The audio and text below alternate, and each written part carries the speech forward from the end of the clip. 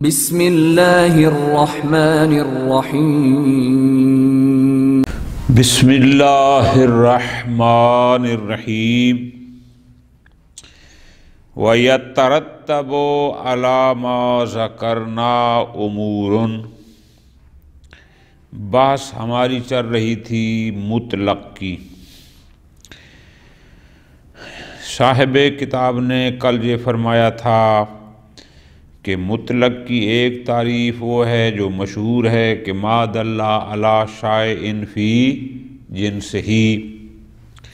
لیکن اصولی جو بحث کرتے ہیں وہ کرتے ہیں اس لحاظ سے کہ اس حکم کا جو موضوع ہے وہ کیسا ہے، یعنی وہاں تعلق حکم کے لحاظ سے بحث کرتے ہیں۔ تو کل ہم نے یہ بات پڑھی تھی کہ انہوں نے یہ فرمایا تھا کہ اگر ایک لفظ بغیر کسی قید و بند کے کسی حکم کا موضوع قرار پا رہا ہو تو ہم کہیں گے یہ لفظ مطلق ہے، لیکن اگر اس کے ساتھ کوئی قید ہو تو ہم کہیں گے کہ یہ مقید ہے۔ آخری بات ہماری کل جہاں ختم ہوئی تھی کہ ہم اصولی جب مطلق اور مقید کی بات کرتے ہیں تو وہ لفظ من حیث لفظ کی بات نہیں کرتے، ہم بات کرتے ہیں من حیث تعلق الحکم بہ، اس لحاظ سے۔ تو لہٰذا ہم دیکھتے ہیں کہ ممکن ہے ایک موضوع کلی ہو اور حکم کا موضوع ہو، اور کل ہم نے یہ کہا تھا کہ ممکن ہے وہ موضوع جزئی حقیقی ہو لیکن مطلق ہو،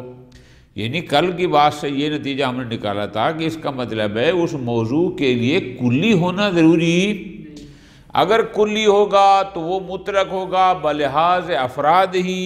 اور اگر وہ جزئی ہوگا تو جزئی بھی مطلق واقع ہو سکتا ہے ہماری تعریف کے مطابق، لیکن وہ مطلق ہوگا بلحاظ احوال ہی و حالات ہی۔ یہ ہم نے کل بات کی تھی۔ یترتب علی ما ذکرنا، آیت اللہ سبحانی دامت اللہ العالی آج جو بحث کر رہے ہیں وہ فرما رہے ہیں کہ آپ نے یہ بات سمجھ لی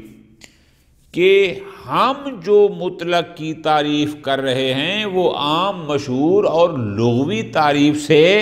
ہٹ کر ہے۔ ہم جس مطلق کی بات کر رہے ہیں وہ کر رہے ہیں کہ وہ موضوع حکم کا موضوع مطلق ہے یا مقید، ٹھیک ہو گیا جی۔ تو اب فرماتے ہیں اس پر دو تین پوائنٹس ہیں جو بتانے ضروری ہیں۔ پہلا نقطہ یہ ہے کہ جب ہم مطلق کی بحث کریں گے اور تعریف کریں گے من حیث تعلق الحکم بہ، اب ہمارے نزدیک ضروری نہیں کہ وہ موضوع ایسا ہو کہ امر شائع وہ کثیر افراد پر دلالت کرنے والا ہو، نہ یہ کوئی ضروری نہیں ہے۔ بات سمجھ آ گئی تھی؟ بلکہ فقط اتنا کافی ہے کہ اگر وہ کسی کلی نہ ہو، جزئی ہو، لیکن اس کے حالات مختلف ہوں تو ان حالات کو مد نظر رکھ کر اگر ہم کہیں کہ یہ حکم اس جزئی کی کسی ایک حالت کے ساتھ خاص نہیں ہے تو بس ہم کہیں گے کہ اس کا موضوع مطلق ہے، ٹھیک ہے جی۔ تو لہٰذا توجہ فرمانی ہے، اگر مشہور کی تعریف لیں گے تو اس موضوع کا کلی ہونا، چونکہ وہ تو کہتے ہیں نا ما دل علی شیء فی، جو شائع مانا کیا تھا کہ بہت سارے افراد پر دلالت کرتا ہو، ہم کہہ رہے ہیں کہ نہ ایسی کوئی ضرورت، جیسے ہم نے کل کہا تھا کہ اکرم زیدن، اب زید اس کے افراد بہت تو نہیں ہیں، وہ تو ایک جزئی ہے حقیقی ہے، لیکن جو اس کے حالات و احوال مختلف ہیں، اب کسی حالت کی قید اس کے ساتھ نہیں ہے، اس بنیاد پر ہم نے کہا تھا کہ یہاں موضوع مطلق ہے، ٹھیک ہو گیا۔ تو پس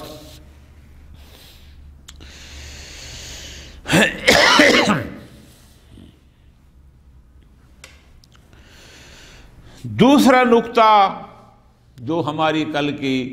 بحث سے ثابت ہوا، جو سامنے آیا، وہ یہ ہے کہ یہ اطلاق اور تقیید، یہ انہوں نے جملہ ذکر فرمایا ہے من الامور الاضافیت، ہم اس کو ترجمہ یوں کرتے رہتے ہیں کہ یعنی یہ امور نسبیہ سے ہے، بالنسبت، یعنی نسبت کے لحاظ سے۔ نسبت کا لحاظ آغا جان یہ ہوتا ہے کہ ایک ہی موضوع ایک شے کی نسبت مطلق ہو لیکن دوسرے شے کی نسبت مقید ہو، ایسا بھی، یعنی ایسا نہیں ہے، توجہ رکھنا ہے کہ ہمیشہ اگر وہ مطلق ہوگا تو بس مطلق، مقید ہے تو نہیں، بلکہ اطلاق و تقیید امور نسبیہ میں سے ہیں۔ کیا مطلب؟ کہ بالنسبت الی فلاں یہ مطلق ہے، بالنسبت الی فلاں وہی مقید ہوگا۔ نسبتیں یہی ہوتی ہیں کہ فلاں کی نسبت جب کہتے ہیں تو اس کا مطلب یہ نہیں کہ اگر مطلق ہو گیا تو مقید نہیں، مقید ہو گیا نہیں، بلکہ امور نسبیہ کہ بالنسبت الی شیء مطلق کہلائے، بالنسبت الی شیء آخر ممکن ہے کہ وہ تیسرا نقطہ جو ہماری بات سے ظاہر ہوا کل والی سے، وہ یہ ہے کہ جیسے ہم نے عموم اور خصوص میں بحث پڑھی تھی کہ لفظ عام کی عموم پر دلالت بالوضع ہے، یعنی لفظ عام کو عموم پر دلالت کے لیے وضع کیا گیا ہے، عموم اس کی وضع میں شامل ہے۔ عام کی عموم پر دلالت لفظیہ ہے، یعنی لفظ عام کی وضع عموم کے لیے ہے۔ اب توجہ رکھنی ہے، لطف آئے گا آپ کو، یہاں پر جو ایک مشہور سوال ہوتا ہے کہ عام اور مطلق میں کیا فرق ہے، عموم اور اطلاق میں کیا فرق ہے، اگر یہ تیسرا نقطہ ہمارے ذہن میں بیٹھ گیا تو آپ کو عام اور مطلق کا فرق کلیئر ہو جائے گا۔ اچھا وہ کیسے؟ فرماتے ہیں عام میں ہم نے یہ کہا تھا کہ عام کی عموم پر دلالت بالوضع ہے، یعنی لفظ عام کو عموم پر دلالت کے لیے واضح نے وضع کیا ہوتا ہے، لہذا عام کی عموم پر دلالت لفظیہ ہوتی ہے۔ اب یہ ذہن میں بٹھا لیں۔ اب فرماتے ہیں جو ہمارے محل باس ہے وہاں یہ ہے کہ نہیں، کہ مطلق کی اطلاق پر دلالت بالوضع نہیں ہے، مطلق کی اطلاق پر دلالت لفظیہ نہیں ہے، تو پھر کیا ہے؟ آپ کہیں گے مطلق کی اطلاق پر دلالت عقلیہ ہے۔ اچھا جی وہ کیسے؟ لطف لینا ہے، فرماتے ہیں ایسے، اگر ایک متکلم ایک موضوع پر ایک حکم لگا رہا ہے اور متکلم حکیم و دانا بھی ہے، متکلم چاہتا ہے کہ میری بات 100% مخاطب تک پہنچ جائے، اب وہ متکلم اگر ایک موضوع پر ایک حکم لگاتا ہے اور اس موضوع کو کسی قید کے ساتھ مقید بھی نہیں کرتا تو عاقل کہتا ہے کہ بھائی اس کا مقصود اطلاق ہے۔ بات سمجھ آ گئی کہ ایک متکلم دانا جو چاہتا ہے کہ اپنی بات 100% مخاطب تک پہنچائے، جو اس کی غرض ہے وہ پوری حاصل ہو، اس کو پتہ ہے گفتگو کیسے کرنی ہے، جملہ کیسے لگانا ہے، وہ ایک موضوع اور ایک محمول لاتا ہے، ایک موضوع پر ایک حکم لگاتا ہے، لیکن اس موضوع کے ساتھ کوئی قید وغیرہ ذکر نہیں کرتا، تو عاقل کہتا ہے کہ یہ متکلم حکیم و دانا ہے، اس نے یہاں اس موضوع پر حکم لگایا لیکن موضوع کے ساتھ کوئی قید نہیں لگائی، تو عاقل یہ کہتا ہے کہ اس کا مطلب ہے یہ موضوع مطلق ہے، اس کا مقصود اطلاق ہے۔ تو پس مطلق کی اطلاق پر دلالت بے حکم العقل ہے، دلالت لفظیہ نہیں۔ بات سمجھ آ گئی؟ توجہ کرنی ہے۔ اب وہ جو مشہور سوال ہے کہ عام اور مطلق میں فرق کیا ہے، تو آپ یہ بھی کہہ سکتے ہیں کہ عام کی عموم پر دلالت بالوضع اور دلالت لفظیہ ہوتی ہے، لیکن مطلق کی اطلاق پر دلالت عقلیہ ہوتی ہے۔ ٹھیک ہو گیا جی، یہ بات ختم، باقی بات ترجمہ میں 3 پوائنٹس ہو گئے۔ آگے ہے الرابع، چوتھا پوائنٹ یہ ہے کہ جو ہم نے مطلق کی تعریف کی تھی کہ ہم اس کی تعریف مطلق کی تعریف کرتے ہیں بلحاظ تعلق الحکم او ما دل علی شیء فی جنسہ کے حساب سے نہیں کرتے۔ تو اب فرماتے ہیں چوتھا نقطہ یہاں پر یہ ہے کہ جب طے ہو گیا کہ ہم نے اس موضوع کو مطلق یا مقید بئی معنی دیکھنا ہے کہ حکم کا تعلق اس کے ساتھ کیسا ہے، آیا یہ لفظ بے تمام معنی موضوع حکم ہے تو وہ مطلق ہے، بے تمام معنی نہیں ہے تو وہ مقید ہے۔ تو اس سے یہ پتہ چلتا ہے، جو میں نے پہلے گزارش کی وہ یہ ہے کہ اس کا مطلب ہے پھر اس موضوع کا کلی ہونا کوئی ضروری نہیں ہے۔ ٹھیک ہے جی، ضروری نہیں کہ حتماً وہ کوئی اس میں جنس ہو یا نکرہ ہو یا معرف معرب باللام، نہ یہ کوئی ضروری۔ اب اس لفظ پہ غور کرنا، کل انشاءاللہ اس میں مزید گزارشات کروں گا۔ جو لوگ، صرف اشارہ، جو لوگ مطلق کی تعریف یہ کرتے ہیں کہ المطلق ما دل علی شیء فی جنسہ، ان کے نزدیک موضوع کو یا اس میں جنس ہونا چاہیے یا نکرہ ہونا چاہیے یا معرفہ معرب باللام ہو تاکہ وہ بہت سارے افراد پر دلالت کرے، لیکن ہمارے نزدیک وہ تعریف ہم تو دیکھتے ہیں کہ اگر وہ بے تمام معنی حکم کا موضوع واقع ہو رہا ہے تو وہ مطلق ہے، نہیں تو وہ مقید ہے۔ تو اس حساب سے ہمارے لیے اس موضوع کا اس میں جنس ہونا نکرہ ہونا یہ بھی کوئی ضروری نہیں ہے، اور جن کے لیے ضروری ہے وہ ان کو پھر بتانا پڑتا ہے کہ بھئی اس میں جنس کیا ہوتا ہے، علم جنس کیا ہوتا ہے، نکرہ کیا ہوتا ہے، فلاں کیا ہوتا ہے، یہ کس حساب سے شیء فی جن سے ہی ہوتے ہیں وہ تحقیق کرنی پڑتی ہے، ہمیں ان کی ضرورت ہے۔ یہ بات ختم کر کے پھر آخر میں کہتے ہیں لیکن چلو سارے اصولی اگرچہ ہمیں ضرورت ہے، لیکن بہت ساری کتب اصولی میں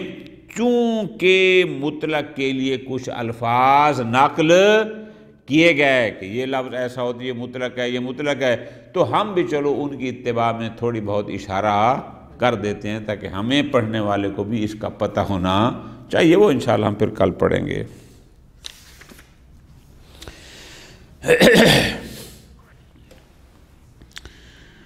وَيَتَّرَتَّبُ عَلَى مَا ذَكَرْنَا امور، پوری توجہ، یہ ساری بات اس پر ہے کہ ہماری جو تعریف تھی مطلق کی وہ اور تھی، اور وہ جو مشہور تعریف تھی وہ اور تھی۔ اب فرماتے ہیں ان کو سامنے رکھ کر چند نکات ہیں جو اس گزشتہ درس سے انشاءاللہ 4 نکات ہیں۔ یترتب علی ما ذکرنا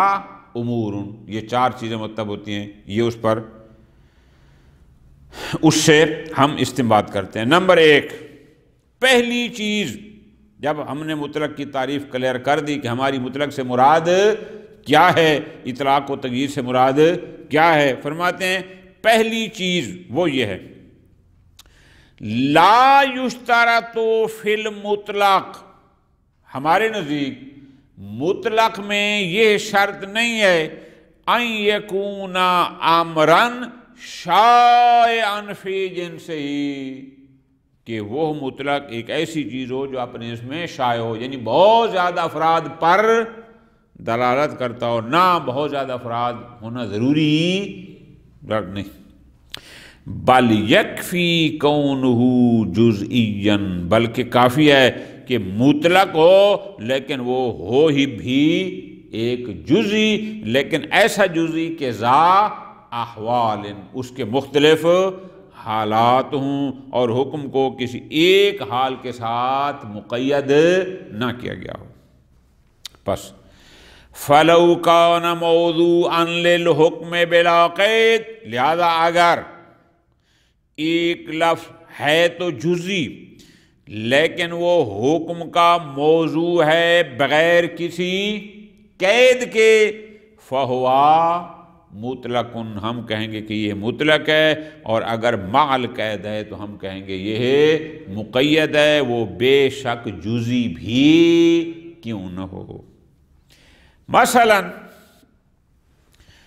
اذا شک الحاج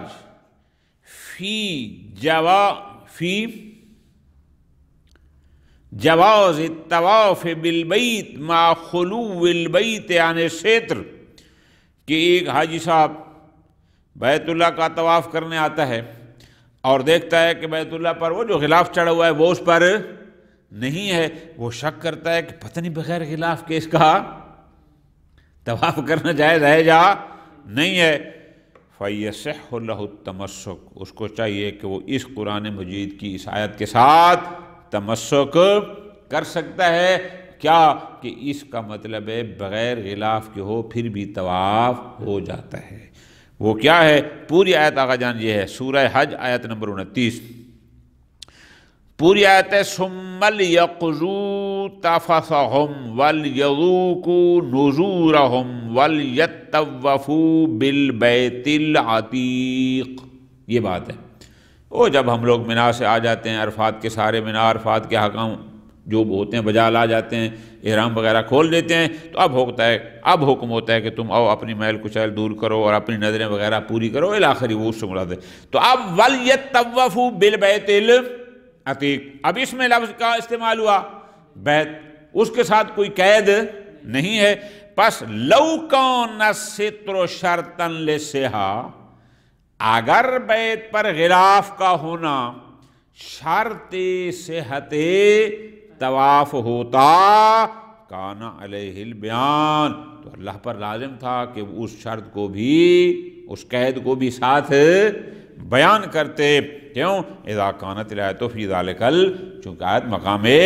بیان پر تھی، آیت بتا رہی کہ تم طواف کر سکتے ہو، تو اس میں خالی لفظ بیت ہے، بیت کے ساتھ کوئی اور ذکر نہیں ہے، پس ہم کہیں گے کہ یہ ہے مطلق ہے، حالانکہ وہ بیت تو جزئی ہے، وہ کلی تو نہیں ہے۔ الثانی، دوسرا نقطہ جو یہاں پر ان کل کی یہ ساری باتیں اگر آپ توجہ کریں گے یہ کل کی بات سے مستنبط ہیں، جو اس سے نکلتی ہیں۔ دوسرا نقطہ یہ ہے کہ ان الاطلاق والتقیید، کہ یہ اطلاق و تقیید من الامور الاضافیت ہے، یہ امور اضافیہ، امور اضافیہ کا یعنی امور نسبیہ میں سے ہے، کہ فلاں کی نسبت، فلاں کی نسبت، فلاں کی نسبت، ٹھیک ہے جی۔ اور جب ہم کہتے ہیں کہ ایک ہی شخص اب بھی ہوتا ہے ابن بھی ہوتا ہے، تو اب جب اس کو اوپر کی طرف نسبت دیتے ہیں، ابن جب نسبت دیتے ہیں اس کو اوپر کی طرف یعنی اپنے باپ کی طرف، اور اب کہتے ہیں جب وہ نسبت دیتے ہیں آپ کے نیچے یعنی اپنی، اور آخری اب فرماتے ہیں ان الاطلاق والتقیید من الامور الاضافیت، یعنی امور نسبیہ میں سے، اضافیہ میں سے۔ یمکن ان یکون الحکم مطلقا من جہہ، ہو سکتا ہے کہ ایک حکم ایک لحاظ سے وہ مطلق ہو اور دوسرے لحاظ سے یعنی ایک کی نسبت وہ مطلق ہو، دوسرے کی نسبت مقید ہو۔ مثلا حکم آ گیا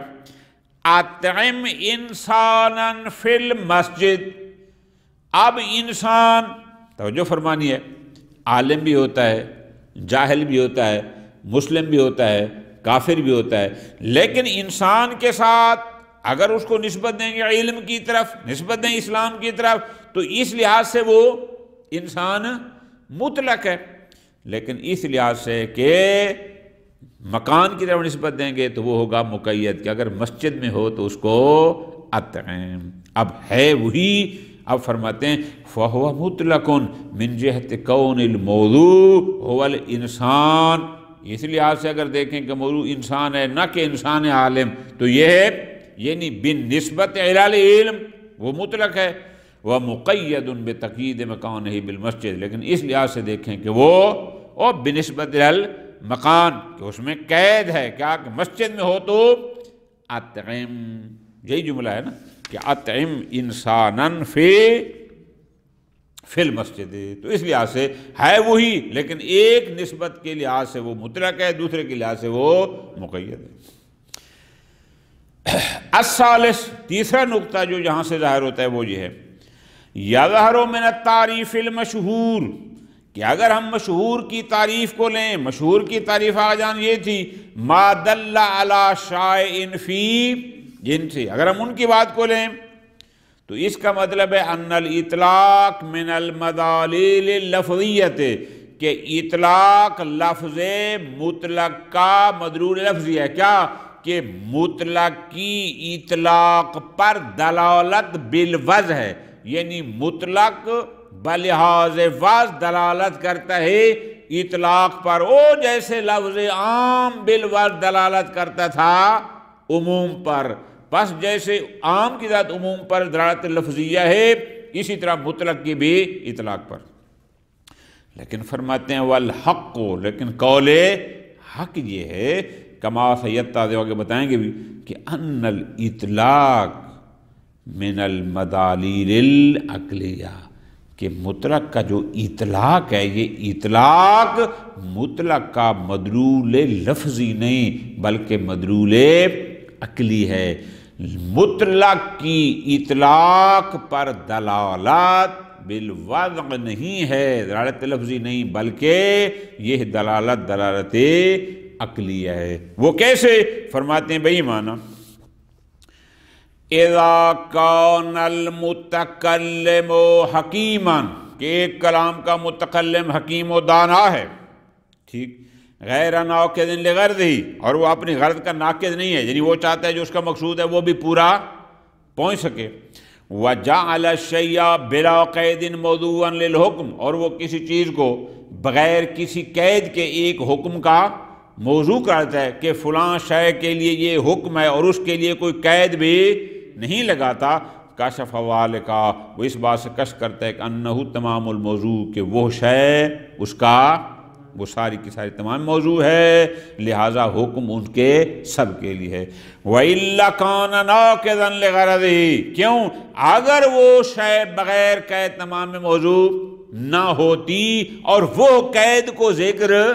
نہ کرتا تو یہ ناقضاً لغرضی، اس کی غرض کیا؟ مقصود کے لیے ناقص ہے کہ جو بیان کرنا چاہا وہ پورا بیان نہیں کرتا، اور جو ناقض غرض ہو اس کا مطلب ہے پھر متکلم حکیم و دانا نہیں ہے۔ الرابع، چوتھا نقطہ جو ہماری گفتگو سے ظاہر ہوا وہ یہ ہے کہ اذا کانت حقیقت الاطلاق دائرۃ مدار کون لفظ تمام الموضوع، جب طے ہو گیا کہ اطلاق کیا ہے، اطلاق یعنی کسی شے کا مطلق ہونا یا مقید ہونا، اطلاق و تقیید یہ دائر مدار ہے، اس میں معیار کیا ہے کہ آیا وہ لفظ تمام موضوع ہے من دون اشتراط، کوئی اس کے ساتھ شرط نہیں، سمجھ آ گئی کہ جب طے ہو گیا کہ اطلاق ہم کسی بھی لفظ کو مطلق کب کہتے ہیں، مطلق اس وقت کہتے ہیں کہ جب ہیں کہ کون لفظ تمام الموضوع، کہ یہ لفظ ہی پورا موضوع ہے،